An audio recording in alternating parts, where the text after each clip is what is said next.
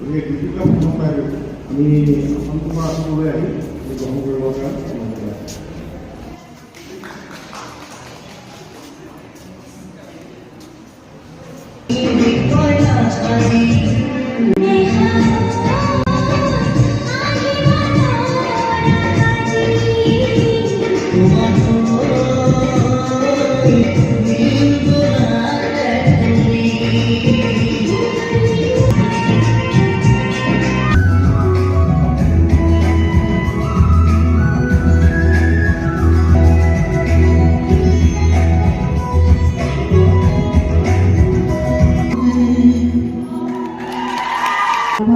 বিভিন্ন ধৰণৰ প্ৰতিযোগিতা হৈ থাকে, সেইটো কাৰণে খুব সময়ৰ নাটনি হয়, খৰধৰো হয়, কোনটো কৰিম কোনটো নকৰিম এনেকুৱা হৈ থাকে। কিন্তু প্ৰতিযোগীসকলৰ মনৰ হেঁপাহ প্ৰতিযোগিতাত অংশগ্ৰহণ কৰা সেই লৈ ভাল লাগিছে।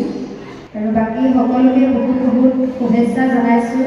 ভৱিষ্যত আছে তোমালোকৰ, আৰু পঢ়া শুনা কৰাৰ মাজতে সদায় এটা নহয় এটা এক্সট্ৰা এক্টিভিটি ৰাখিবা, যিটো মানে তোমালোকৰ ভাল লগা হয়। নৃত্য কৰি ভাল পোৱা, গীত গাই ভাল পোৱা, ছবি আঁকি ভাল পোৱা, কবিতা লিখি ভাল পোৱা, যি কৰা মুঠতে এটা ভাল পোৱা কাম তোমালোকে ৰাখিবাই লাগে। পঢ়াটো লাগিব, সেইটো একদম 1 নম্বৰ, হয়নে নহয়? কিন্তু তোমালোকৰ ভাল পোৱাৰ কাম এটাও জীৱনত লাগে, আৰু তোমালোকে সেই ভাল পোৱা কাম